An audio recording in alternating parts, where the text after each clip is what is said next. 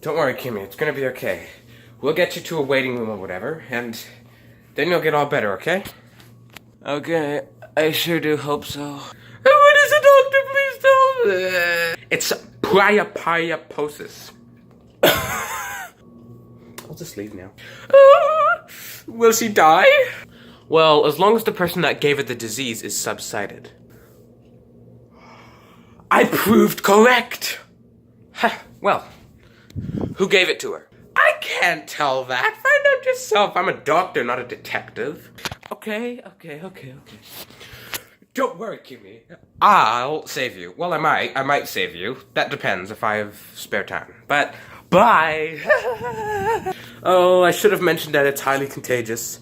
Well, more lowly contagious, but still. I knew someone gave it to her. But who could it have been?